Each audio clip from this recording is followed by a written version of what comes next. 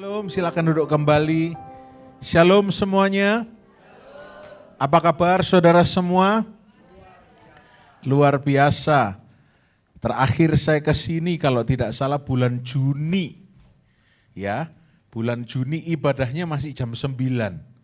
Ya, jam 9 pagi dan mayoritas masih memakai masker. Sekarang mayoritas sudah tidak ada yang pakai masker, ya. Puji Tuhan. Semuanya sehat? Semuanya sukacita? Hati-hati loh kalau amin dicatat sama malaikat loh saudara. Kalau amin harus benar-benar sungguh-sungguh, amin. Sehat? Diberkati? Sukacita? Kok yang paling banter diberkati ya aminnya ya. Haleluya. Pagi hari ini kita mau sama-sama belajar sebuah tema ya, melanjutkan minggu-minggu yang lalu saya diberikan tema berjalan di tengah kemustahilan. Mari katakan bersama saya, berjalan di tengah kemustahilan. Saudara, tema ini sendiri sudah menjadi jawaban dari khotbah pada pagi hari ini.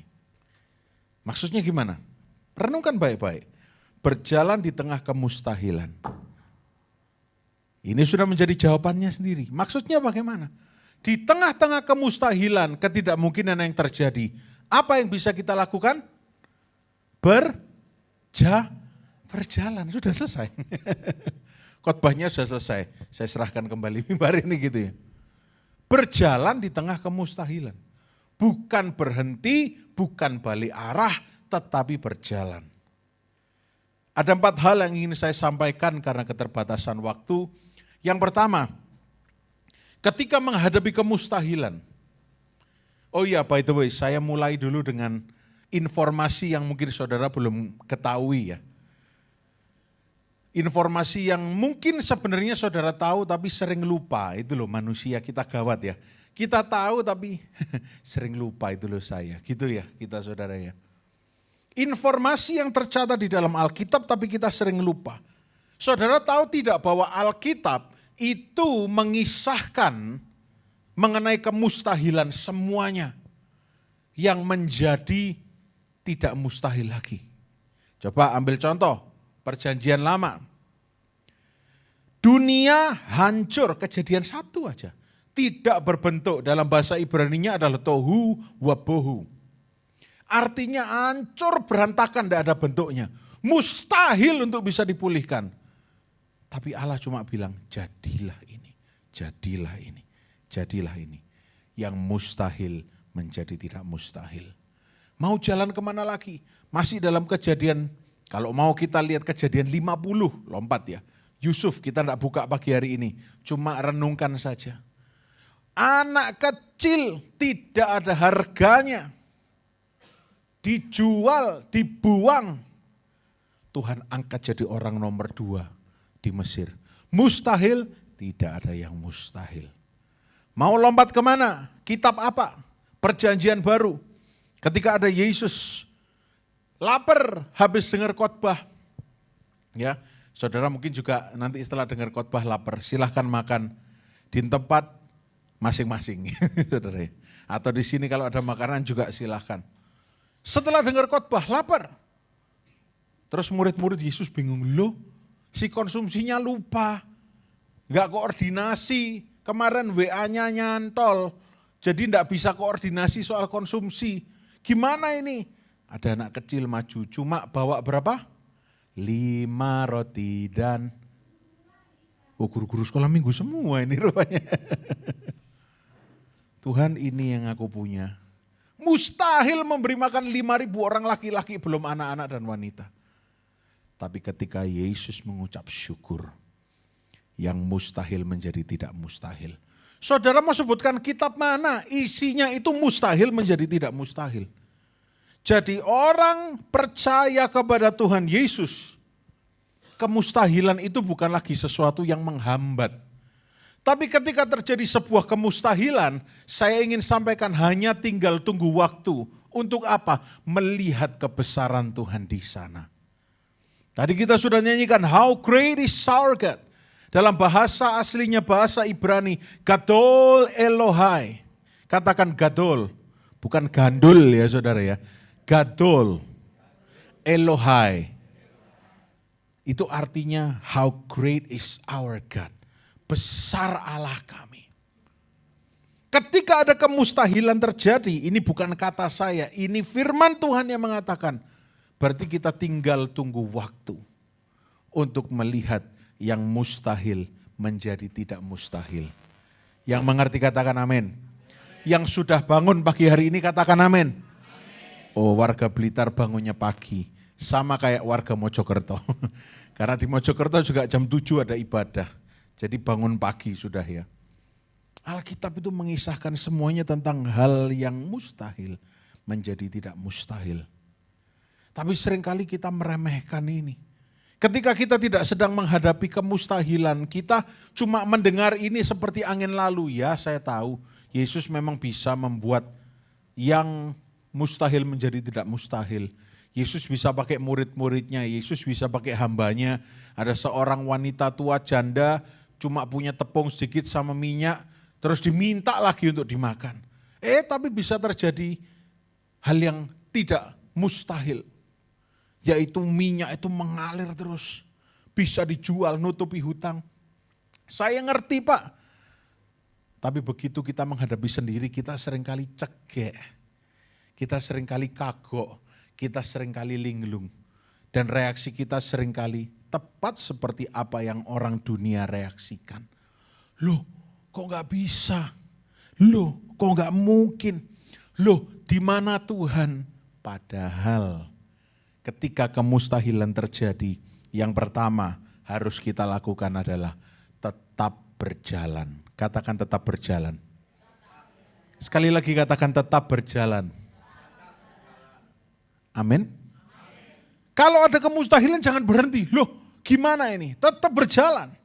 Karena kalau Tuhan tidak suruh kita berhenti, jangan kita berhenti. Jangan kita berhenti.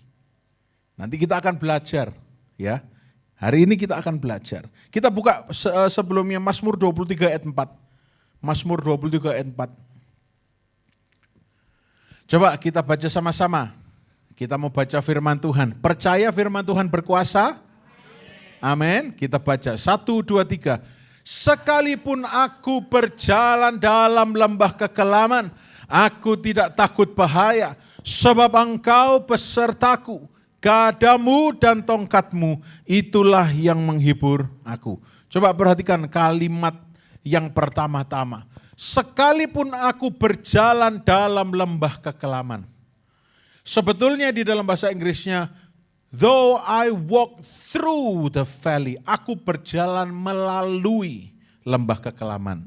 Ingat, tidak dikatakan sekalipun aku camping dalam lembah kekelaman, enggak. Berjalan melalui. Hal pertama, ketika kita menghadapi kemustahilan, tetap berjalan. Coba katakan kiri kanannya minimal 10.000 orang ya. Tetap berjalan. Ya, jangan kecewa, jangan undur, tetap berjalan. Ya, judulnya aja berjalan di tengah kemustahilan kok. Bukan berhenti di tengah kemustahilan, bukan mundur di tengah kemustahilan, bukan putar balik tetapi berjalan. Menyadari bahwa Tuhan pencipta langit bumi itu bersama dengan kita. Kita tetap berjalan. Lihat, Mazmur 23 ini digambarkan secara luar biasa oleh Daud. Saya yakin ini salah satu ayat yang paling sering dikhotbahkan ya. Seorang gembala yang mengiring domba-dombanya berjalan melewati lembah kekelaman. Lembah kekelaman itu by the way saudara, sebuah tempat yang ada di Israel sampai sekarang. Ya, kenapa kok dikatakan lembah kekelaman? Karena memang bentuknya lembah, sangat subur. Jadi domba-domba kalau makan di sana all you can eat gitu ya. Sampai kenyang, sampai kalau orang Mojokerto bilang sampai blokek gitu, sampai warak, aduh gak kuat gitu ya. Makan sebanyak-banyaknya karena lembah itu terkenal subur. Tapi dikatakan lembah kekelaman karena bagi seekor domba banyak hewan-hewan buas yang bisa mengintai mereka dari atas bukit karena mereka di lembah. Makanya dikatakan lembah kekelaman. Untuk manusia juga kalau lewat sana banyak penjahat yang bisa mengintai karena mereka posisinya lemah di bawah. Tapi meskipun melewati lembah kekelaman, dikatakan apa? Gadamu dan tongkatmu itu yang menghibur aku. Gada berbicara mengenai protection, perlindungan. Tongkat berbicara mengenai tuntunan. Katakan tuntunan. Ya, kalau ada kita yang mungkin mengsele kanan, mengsele kiri, gulune ditegak pakai tongkat. Ayo balik, gitu ya. Ayo balik, balik jalur. Kembali ke jalur yang benar. Domba digitukan kalau sama gembala. Di Timur Tengah sana ada domba yang tiba-tiba nganan, kembalinya gini, le kemana le, balik-balik, gitu dikembalikan. Gada berbicara mengenai perlindungan, pentungan besar. Kalau saudara pengen tahu gada itu seperti apa, ya mungkin setiap negara berbeda ya. Tapi mungkin kalau kita di Jawa Timur, kenal Gajah Mada kan ya? Nah ya kurang lebih kayak gitu, kurang lebih. Itu kalau dibandemkan, dipukulkan orang, lumayan saudara, mimisen orangnya minimal ya. Itu sakit itu kalau dipukulkan. Kalau ada hewan buas mau menyerang, dipukulkan congornya hewan buas. Kaing-kaing itu hewan buasnya. Gada berbicara mengenai perlindungan, tongkat berbicara mengenai tuntunan. Oleh karena itu ketika ada kemustahilan tetap berjalan. Loh kok cuma yang depan yang ngomong? Tetap Amin. Nanti pulang ingat ya, tetap berjalan. Jangan mundur, jangan putar balik, jangan gondok, jangan kecewa. Tuhan kok begini, Tuhan kok begini. Tapi tetap berjalan. Yang kedua, tadi belajar yang pertama tetap berjalan. Yang kedua, kita buka Lukas 1 ayat 37. Lukas 1 ayat 37.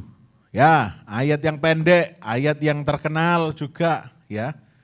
Coba kita baca sama-sama, 2, 3.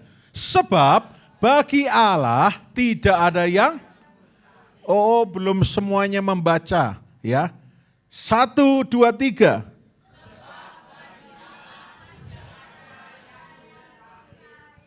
Nah, anak-anak aja kompak. Ingat loh ya, ini bukan cuma tulisan karena saudara bisa baca lalu saudara baca, bukan. Tetapi ini firman Tuhan. Sekali lagi baca, kenali bahwa ini firman Tuhan, bukan cuma sebuah tulisan yang ada di layar. Hatimu bilang bahwa ini firman Tuhan, ini tidak main-main. Coba kita baca 1, 2, 3.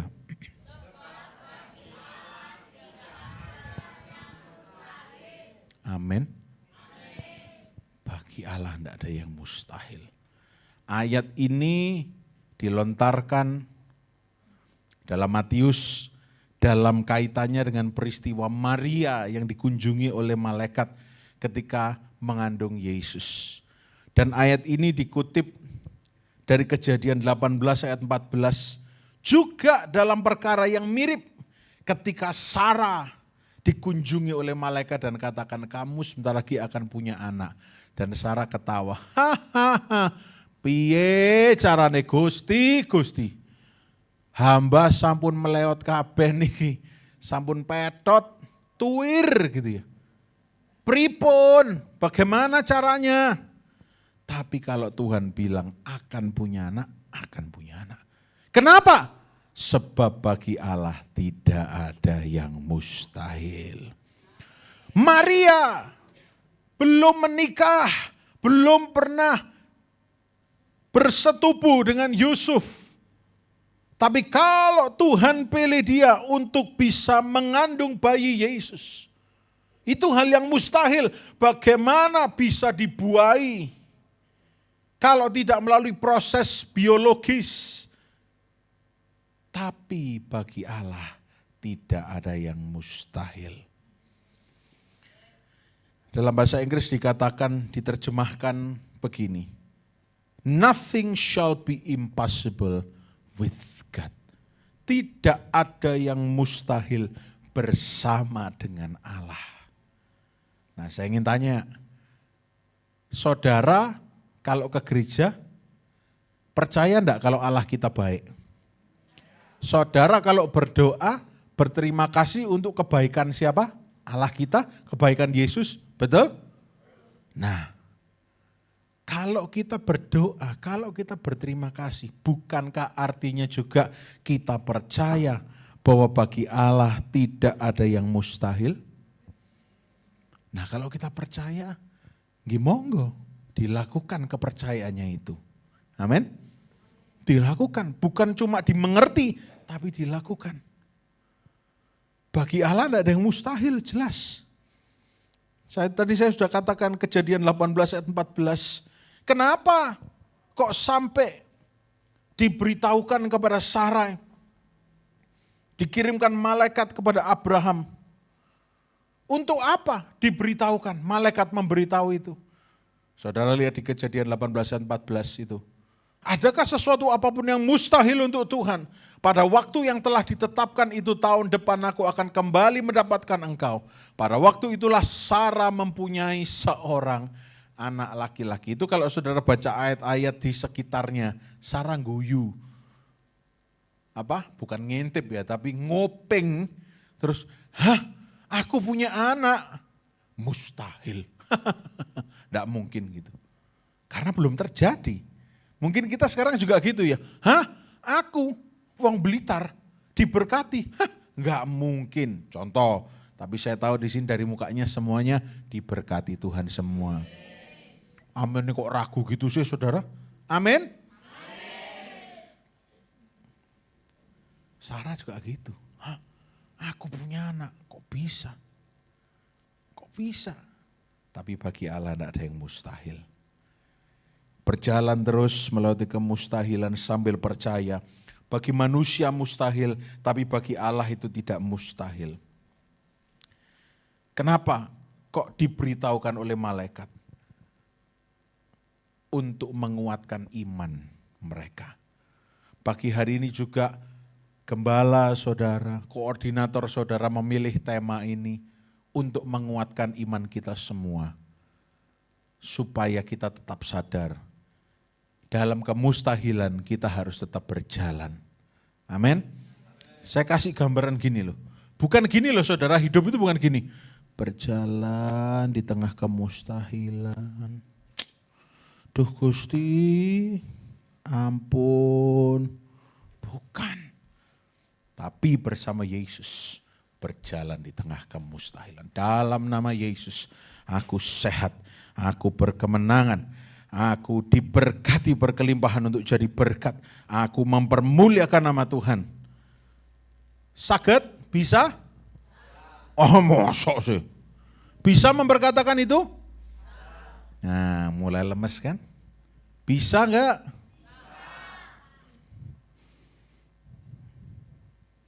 Nah amin. Enggak ada pilihan lain. Di tengah kemustahilan tidak ada pilihan untuk mundur, tidak ada pilihan untuk berhenti. Pilihannya cuma tetap berjalan. Semakin kita berjalan, semakin kita akan melihat kemuliaan Tuhan. Semakin kita berjalan, semakin kita akan mendekati mustahil itu menjadi tidak mustahil. Ada seorang hamba Tuhan di Surabaya, teman saya Elia Sutopo, adiknya itu divonis dokter Eliseba Sutopo tidak bisa punya anak. Tapi dia tetap percaya. Pernah keguguran bahkan. Harusnya menyerahkan ya. Tapi tetap percaya. Tetap berharap. Akhirnya mujizat terjadi. Bisa punya anak. Dan kalau saudara pernah dengar lagu Yang Membelah Laut. Pernah tahu? Yang teduhkan badai, yang mustahil pun terjadi, karena kuasa-Mu yang pegang hidupku, yang buka jalan bagiku, Kau pembuat mujizat sejati. Gak ada yang mustahil bagi Allah kita. Amin. Kadang-kadang untuk mendengarkan saja itu gampang. Tapi nek ngelakoni itu tidak gampang. Makanya sekarang kita mau melakukan. Kenapa? Karena kita harus berjalan meskipun di tengah kemustahilan. Saudara, saya mau sedikit otak-atik dulu Lukas 1 ayat 37 ini. Kita mau banyak belajar, saudara. Ya, di dalam bahasa Yunani, ya, meskipun kita mungkin tidak semuanya mengerti Yunani, Lukas 1 ayat 37 ini diterjemahkan di kalimat terakhirnya ada kata panrima. Ya, panrima. Nah, saudara perlu tahu kata pan dan kata rima ini dua-duanya artinya nothing. Nothing itu tidak ada. Nah, kalau sampai ditulis dua kali nothing itu artinya ditegaskan dengan setegas-tegasnya. Artinya Lukas 1 ayat 37 ini berkata ada sebuah penekanan. Ada sebuah penekanan yang mengajarkan kepada kita bahwa benar-benar tidak ada yang mustahil. Lu tidak ada yang bilang amin. Benar-benar tidak ada yang mustahil. Benar-benar tidak ada yang mustahil bagi Tuhan. Jadi kalau kita merasa mustahil, kita sedang tidak percaya Tuhan, loh, hati-hati. Jadi kalau pagi hari ini kita sedang merasa ada yang tidak mungkin terjadi, kita sedang tidak percaya Tuhan. Tapi kalau pagi hari ini kita memutuskan berkata, ya, saya mau punya iman. Saya mau membangkitkan iman saya bahwa bagi Tuhan tidak ada yang mustahil. Nah, di situ kita baru menyadari, oh, seperti Maria, seperti Abraham, malaikat utusan Tuhan, ya.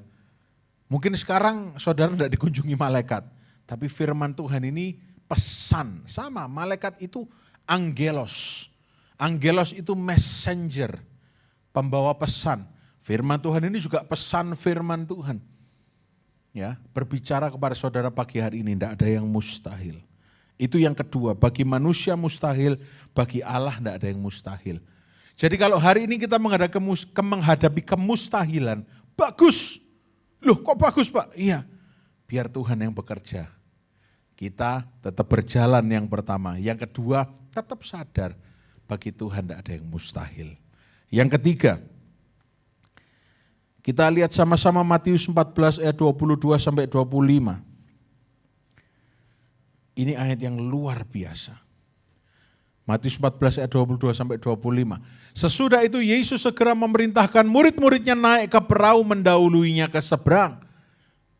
Sementara itu ia menyuruh orang banyak pulang. Dan setelah orang banyak itu disuruhnya pulang, Yesus naik ke atas bukit untuk berdoa seorang diri.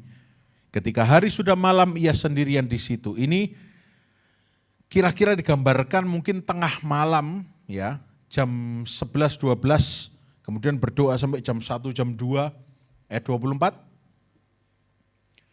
Murid-muridnya jalan, naik perahu. Saudara ingat mayoritas murid-muridnya Tuhan Yesus pekerjaannya apa? Nelayan. Berarti kalau berlayar biasa ya? Enggak takut ya? Ya kayak saudara kalau makan nasi gitu enggak takut kan? Apa iki? Apa iki putih-putih merengkel-merengkel? Enggak. Kita sudah tahu itu nasi karena sudah kulino. Ya. Murid-murid juga sudah, bukan cuma kulino, mungkin sambil merem berlayar. Murid-murid berangkat berlayar. Tapi ternyata ada angin, sehingga ada gelombang, diombang-ambingkan oleh karena angin sakal. Ayat 25. Ini luar biasa. Yesus tahu murid-muridnya itu nelayan. Tapi Yesus juga tahu kapan menolong kita saat yang tepat.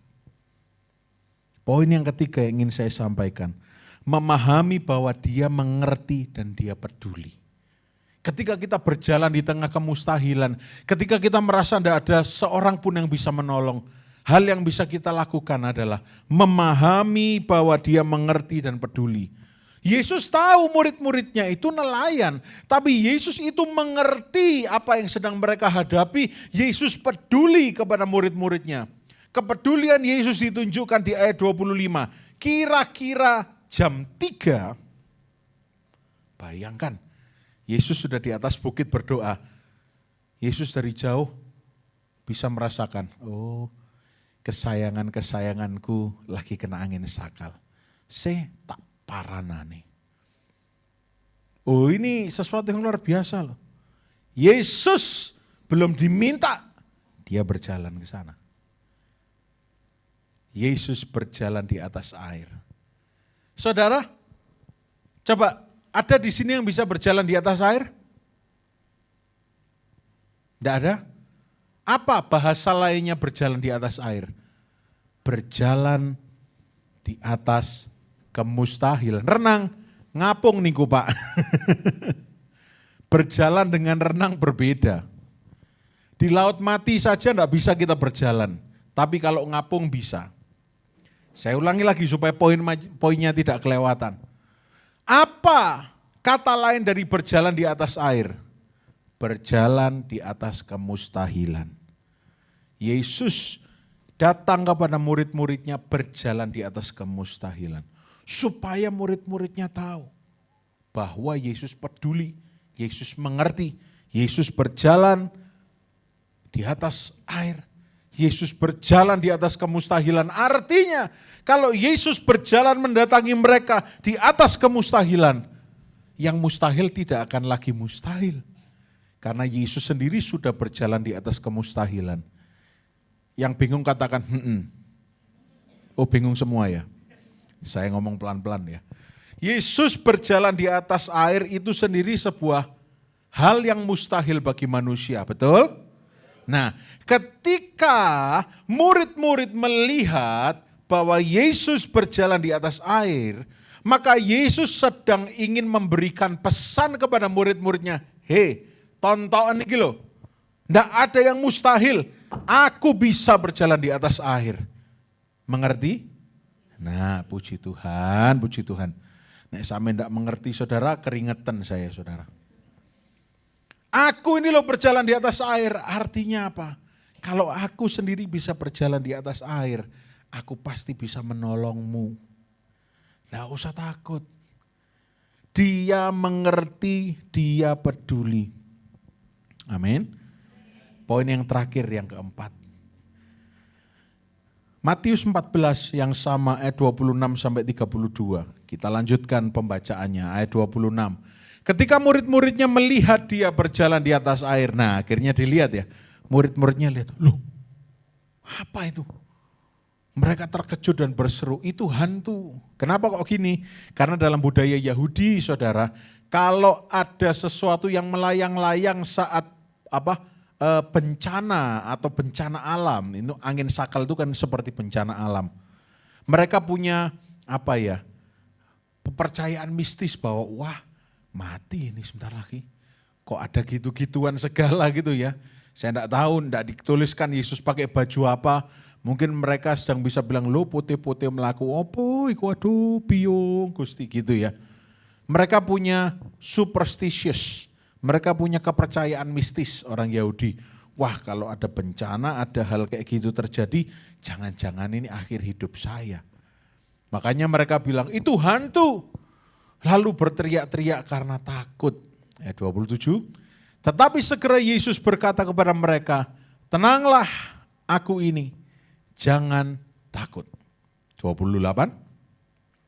Lalu Petrus berseru dan menjawab dia, nantang Petrus ini. Tuhan, apabila engkau itu, suruhlah aku datang kepadamu berjalan di atas air. Artinya, Tuhan, kalau itu memang kau, beritahu aku kalau engkau memang berkuasa. Biarkan aku melihat demonstrasi kuasamu. Ayat 29. Kata Yesus, oke, come, datang. Maka Petrus turun dari perahu dan berjalan di pasir. Di mana saudara? Hah? Pasir atau air? Oh masih melek semua berarti ya, tak kira tidur. Petrus turun dari perahu dan berjalan di atas.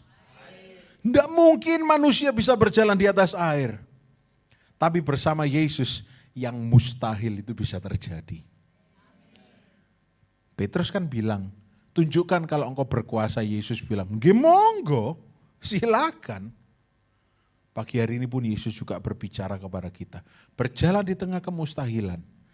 Poin yang keempat yang harus kita sadari, melihat, mengetahui bahwa Yesus itu berkuasa.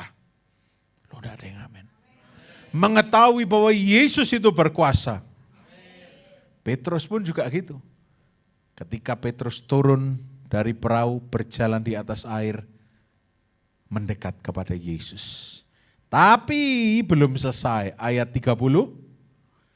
Tetapi ketika dirasanya tiupan angin, katakan bersama-sama kalimat berikutnya apa saudara? Takutlah ia dan mulai. Jadi yang menenggelamkan apa? Apa karena Tuhan Yesus kurang berkuasa? Enggak. Takut, khawatir. Lihat sekeliling, tidak lihat Yesus. Padahal selama tadi dia lihat Yesus, dia berjalan di atas kemustahilan. Berjalan di tengah kemustahilan. Memandang Yesus bisa berjalan di tengah kemustahilan. Tapi kalau sudah pulang gereja, tidak lagi memandang Yesus, tenggelam. Oh, ini dalam ini pesannya ini saudara. Di gereja, merasa bisa berjalan di atas air, di atas awan, di atas apapun. Di atas benang pun bisa berjalan. Tapi kalau sudah di rumah, tenggelam. Karena tidak lagi lihat Yesus. Petrus juga gitu. Tenggelam. Tuhan tolong, tolong, tolong. Ayat 31. Ini teguran untuk saudara dan saya. Segera Yesus mengulurkan tangannya, memegang Petrus dan berkata, ayo katakan untuk diri kita semua. 1, 2, 3. Hai orang yang kurang percaya, mengapa engkau? Bukan Bambang ya, bimbang. Kalau ada yang namanya Bambang seringkali dibuat guyon ayat ini. Hei, mengapa engkau Bambang? Lo bukan, bimbang. Ya, di sini tidak ada yang namanya Bambang ya. Nah, puji Tuhan. Hai orang yang kurang percaya, mengapa engkau bimbang? Kenapa engkau ragu? Kalau engkau enggak ragu, engkau berjalan sampai aku di sini berdiri. Tapi karena engkau ragu, engkau mulai pakai pikirmu sendiri, engkau mulai pakai logikamu sendiri. Ambles kowe, tenggelam kamu. Pagi hari ini kita mau tenggelam atau mau berjalan di atas kemustahilan? Mosok sih. Berani tak berjalan di atas kemustahilan? Kenapa kok bisa berani? Betul, 1, tidak ada pilihan lain. 2, ada Yesus. Tidak ada pilihan lain. Dari tadi itu kan saya sampaikan, Ibu Horas ya betul ya. Ibu Horas dengar dari tadi. Tidak ada pilihan lain. Cuma Yesus pilihannya. Yesus atau kematian, Yesus atau sakit, Yesus atau kekurangan. Ya jelas pilih Yesus, amin. Tidak ada pilihan lain. Hari ini kita belajar 4 hal, pemain musik boleh bersiap-siap. Yang pertama tadi kita belajar, ketika ada kemustahilan, apa yang kita lakukan? Tetap berjalan. Tetap berjalan. Saya minta lagu yang tadi yang terakhir dinyanyikan boleh kembali disiapkan. Nanti supaya jemaat bernyanyi dari hati bersama-sama ya. Ketika ada kemustahilan apa yang bisa kita lakukan? Yang pertama, tetap berjalan. Katakan tetap berjalan. Jangan mundur, jangan putar balik, tetap jalan maju. Tidak ada pilihan lain. Tetap maju. Yang kedua, memang bagi manusia itu mustahil. Tapi bagi Allah tidak ada yang mustahil. Yang ketiga, ketika kita menghadapi kemustahilan, apa yang bisa kita lakukan? Memahami bahwa Yesus itu mengerti dan peduli. Yesus itu tahu dia dari atas bukit. Murid-muridnya sudah berkilo-kilometer jauhnya, mungkin tidak kelihatan. Apalagi itu malam, tidak kelihatan. Tapi Yesus mengerti, katakan Yesus mengerti. Mungkin saat ini Yesus, saudara anggap ya, garis bawahi. Saudara anggap Yesus jauh di surga sana. Yesus tidak mengerti keadaan saudara. Salah. Yesus ada di dalam hati kita. Yesus mengerti Bapak Ibu. Yesus peduli. Yesus tahu kapan dia harus turun dari bukit. Bapak Ibu pasti familiar dengan istilah turun gunung. Mengerti ya? Turun gunung itu menggambarkan seseorang yang berkuasa. Harus turun tangan karena ada sesuatu yang tidak beres. Itu yang Yesus akan selalu lakukan dalam hidup kita. Dia akan selalu turun gunung, cari kita, menolong kita. Dia peduli, dia mengerti. Dia mengerti, dia peduli. Yang keempat, yang terakhir yang kita pelajari pagi hari ini. Mengetahui, menyadari bahwa dia itu berkuasa. Dia sanggup. Menghadapi badai, orang cuma bisa berharap badainya reda.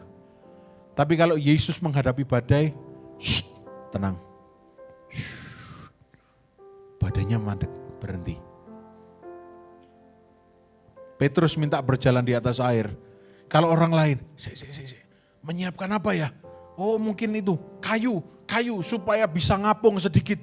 Apa ya? Enggak, kalau Yesus ditanya Petrus begini, loh Petrus kamu mau berjalan? Jalan. Dan langsung berjalan di atas air. Pagi hari ini, apakah ada sesuatu yang mustahil bagi Tuhan Yesus? Tidak ada. Ingat ya, tidak ada yang mustahil. Dia berkuasa. Dia berkuasa.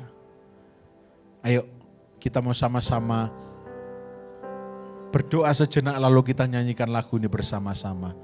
Mari Bapak Ibu ikuti apa yang saya katakan. Kita mau berkata kepada Tuhan Yesus. Tuhan Yesus, saat ini hidup kami serahkan kepadamu. Seperti domba menyerahkan hidupnya kepada gembala. Ini hidup kami percaya kepadamu. Sebab bagi Engkau tidak ada yang mustahil. Saat ini dalam nama Yesus, iman kami bangkit. Iman kami bangkit. Kami tetap berjalan di tengah kemustahilan. Karena kami tahu Tuhan Yesus pasti menolong kami. Yang percaya katakan amin. Yang percaya katakan amin. Oh yang percaya berikan tepuk tangan yang meriah bagi Allah kita.